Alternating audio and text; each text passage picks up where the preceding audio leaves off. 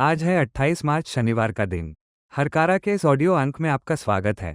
हरकारा लेकर आया है आज के न्यूज़लेटर का पॉडकास्ट जिसे आपके लिए तैयार किया है निधीश त्यागी के साथ राजेश चतुर्वेदी, गौरव नौडियाल, फलक अफशान और विश्वजीत कुमार ने।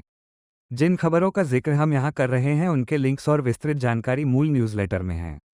आज हम बात करेंगे दुनिया भर में मची राजनीतिक और सामाजिक उथल पुथल की, जहां एक तरफ अमेरिका में राष्ट्रपति डोनाल्ड ट्रंप के प्रशासन के खिलाफ लाखों लोगों के सड़कों पर उतरने की खबर है, वहीं दूसरी ओर भारत के गोवा में एक भयानक सेक्स स्कैंडल ने पूरे देश को झकझोर कर रख दिया है, जिसमें एक भाजपा पार्षद का बेटा 100 से अधिक नाबालिग लड़कियों के शोषण का आरोपी है।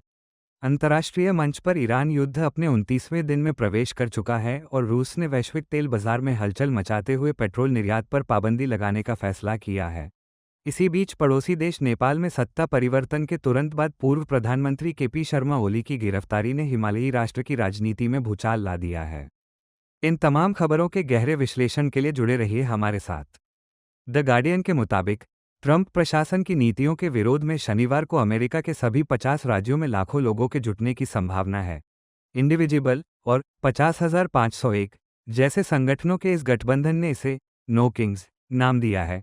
आयोजक एजरा लेविन का दावा है कि यह अमेरिकी इतिहास का सबसे बड़ा प्रदर्शन हो सकता है। लोग ईरान में जारी युद्ध और बढ़ती महंगाई से बेहद गुस्से में हैं। हालांकि प्रशासन ने इसे अहिंसक रखने की अपील की है, लेकिन पिछली घटनाओं को देखते हुए सुरक्षा एजेंसियां अलर्ट पर हैं। गोवा में एक दिल दहला देने वाला मामला सामने आया है। पीटीआई की रिपोर्ट के अनुसार भाजपा पार्षद सुशांत नाइक के बेटे सोहम नाइक को 100 से अधिक नाबालिग लड़कियों के यौन शोषण और उनके अश्लील वीडियो बनाने के आरोप में गिरफ्तार किया गया है। कांग्रेस अध्यक्ष अमित पाटकर ने आरोप लगाया है कि यह अपराधी पिछले 3 साल से सक्रिय था और पुलिस स्थानीय दबाव के बाद ही हरकत में आए। अब तक 3 लड़कियां हिम्मत जुटाकर सामने आई हैं, जबकि अन्य पीड़ितों की तलाश जारी है। रॉ स्टोरी की रिपोर्ट के मुताबिक अमेरिका के उप अटॉर्नी जनरल टॉड ब्लांच ने एक कार्यक्रम में चौंकाने वाला खुलासा किया है।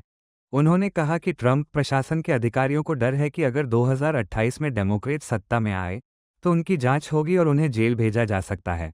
ब्लांच ने बताया कि पिछले कार्यकाल में कई सहयोगियों को सजा होने के कारण वर्तमान टीम काफ़ी डरी हुई है। इसी बीच प्रशासन ने उन 200 वकीलों को हटा दिया है जो ट्रंप से जुड़े पुराने आपराधिक मामलों की जांच कर रहे थे।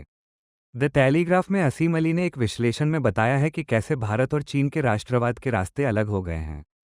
उनका कहना है कि चीन ने अपने अपमान के इतिहास को तकनीकी और आर्थिक शक्ति बनने की प्रेरणा में बदल दिया है। इसके विपरीत भारत का वर्तमान सार्वजनिक विमर्श केवल मध्यकालीन मुस्लिम शासकों और सांप्रदायिक लामबंदी के इर्द गिर्द सिमट गया है। अली का तर्क है कि भारत आज भी बाहरी शक्तियों के प्रभाव में है, जो एक तरह की आधुनिक औपनिवेशिक मानसिकता को दर्शाता है। रॉयटर्स के अनुसार रूसी उप प्रधानमंत्री अलेक्जेंडर नोवाक ने 1 अप्रैल से पेट्रोल के निर्यात पर प्रतिबंध लगाने का प्रस्ताव दिया है।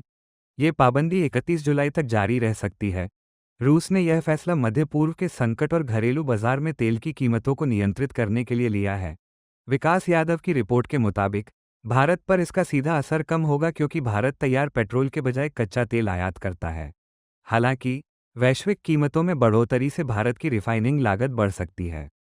पश्चिमी एशिया में जारी संघर्ष ने भारत की तेल रणनीति बदल दी है। द इंडियन एक्सप्रेस की रिपोर्ट बताती है कि हॉर्मुज़ जलमरूमध्य के बंद होने के बाद भारत ने रूस से तेल आयात में 82.3% की भारी बढ़ोतरी की है। मार्च महीने में भारत के कुल तेल आयात में रूस की हिस्सेदारी 45% से अधिक हो गई है। युद्ध के कारण पारंपरिक समुद्री मार्ग असुरक्षित होने से भारत अब अपनी ऊर्जा सुरक्षा के लिए पूरी तरह रूस की ओर झुक गया है। रॉयटर्स की खबर है कि पाकिस्तान रविवार से सऊदी अरब, तुर्की और मिस्र के विदेश मंत्रियों की मेजबानी करेगा। इस बैठक का मुख्य उद्देश्य ईरान और अमेरिका के बीच चल रहे युद्ध को रोकना और मध्यस्थता का रास्ता निकालना है। अल जजीरा के आबिद हुसैन बताते हैं कि पाकिस्तान ने ऐतिहासिक रूप से अमेरिका और चीन या अमेरिका और तालिबान के बीच बैक चैनल कूटनीति का काम किया है। अब वो एक बार फिर खुद को वैश्विक शांति के मंच के रूप में पेश कर रहा है। द गार्डियन की एक मर्मस्पर्शी रिपोर्ट में ईरान के मिनाब शहर में एक स्कूल पर हुए हमले का जिक्र है।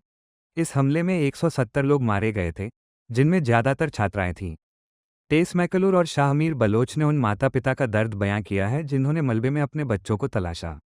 मानवाधिकार संगठनों ने इसे मानवता के खिलाफ अपराध बताया है। रिपोर्ट के अनुसार अब तक ईरान में 600 से अधिक शैक्षणिक संस्थान नष्ट किए जा चुके हैं, जिससे एक पूरी पीढ़ी का भविष्य खतरे में है। अल जजीरा के मुताबिक ईरान और अमेरिका इजरायल युद्ध अब और भयानक हो गया है। यमन के हूती विद्रोहियों ने आधिकारिक तौर पर युद्ध में शामिल होने का ऐलान कर दिया है। उधर अमेरिकी सेंट्रल कमांड ने 3,500 नौसैनिकों के साथ यूएसएस त्रिपोली को मिडिल ईस्ट में तैनात कर दिया है। तेहरान के परमाणु केंद्रों पर इजरायली बमबारी जारी है। इस युद्ध में अब तक 3,300 से अधिक लोग मारे जा चुके हैं और वैश्विक स्तर पर खाद्य संकट का खतरा मंडराने लगा है। न्यूयॉर्क टाइम्स की एरिका एल ग्रीन की रिपोर्ट कहती है कि राष्ट्रपति ट्रंप इस युद्ध को एक व्यापारिक सौदे की तरह देख रहे हैं। उन्होंने ईरान को बिजली घर उड़ाने का अल्टीमेटम दिया था, जिसे बाद में टाल दिया गया। ट्रंप इसे अपनी विरासत के रूप में देख रहे हैं और उनका लक्ष्य केवल जीत है। हालांकि व्हाइट हाउस के पूर्व विशेषज्ञ नेट स्वानसन ने चेतावनी दी है कि यह युद्ध उम्मीद से कहीं ज़्यादा लंबा खींच सकता है, क्योंकि दोनों पक्ष अपनी ताकत को लेकर ज़रूरत से ज़्यादा आश्वस्त हैं। द गार्डियन की एक विशेष जांच में पता चला है कि मॉडलिंग एजेंसी नेक्स्ट मैनेजमेंट की संस्थापक फेथ कैट्स ने युवा मॉडल्स को अपराधी जेफरी एप्स्टीन से मिलवाने में मदद की थी। लूसी ओसबोर्न की रिपोर्ट के अनुसार कैट्स ने दशकों तक एप्स्टीन से व्यावसायिक सलाह ली और अपनी एजेंसी की लड़कियों को उसकी पार्टियों में भेजा। स्टेसी विलियम्स और बाबरा स्टोयानोव जैसी मॉडल्स ने आरोप लगाया है कि कैट्स की वजह से उन्हें एप्स्टीन और ट्रंप जैसी हस्तियों के शोषण का सामना करना पड़ा। नेपाल की राजनीति में बड़ा मोड़ आया है। नए प्रधानमंत्री बालेन शाह के शपथ लेने के 24 घंटे के भीतर पूर्व प्रधानमंत्री केपी शर्मा ओली को गिरफ्तार कर लिया गया है। द गार्डियन के अनुसार उन पर पिछले साल हुए विरोध प्रदर्शनों के दौरान 19 लोगों की मौत और आपराधिक लापरवाही का आरोप है। गृह मंत्री सुदनह गुरुंग ने कहा कि यह न्याय की शुरुआत है। ओली के साथ पूर्व गृह मंत्री रमेश लेखक को भी हिरासत में लिया गया है, जिससे काठमांडू में राजनीतिक तनाव चरम पर है। मकतूब मीडिया के अनुसार बेंगलुरु की पीईएस यूनिवर्सिटी में एक प्रोफेसर ने एक मुस्लिम छात्र को आतंकवादी कहकर अपमानित किया। प्रोफेसर मुरलीधर देशपांडे ने छात्र अफ़ान को ईरान युद्ध के लिए जिम्मेदार ठहराया और उसे नरक जाने की बात कही। घटना का वीडियो वायरल होने के बाद यूनिवर्सिटी ने प्रोफेसर को निलंबित कर दिया है। हालांकि छात्रों का आरोप है कि प्रशासन सबूतों को मिटाने की कोशिश कर रहा है। मकतूब मीडिया की एक और रिपोर्ट के मुताबिक पश्चिम बंगाल के मुर्शिदाबाद में रामनवमी के जुलूस के दौरान सांप्रदायिक हिंसा भड़क उठी। आरोप है कि रैली के दौरान मुस्लिम समुदाय की दुकानों में तोड़फोड़ और आगजनी की गई। इलाके में तनाव बना हुआ है और पुलिस स्थिति को नियंत्रित करने की कोशिश कर रही है। आज के पॉडकास्ट में बस इतना ही। ऐसी ही तथ्यपरक और गहरी खबरों के लिए हमारे साथ बने रहें। धन्यवाद।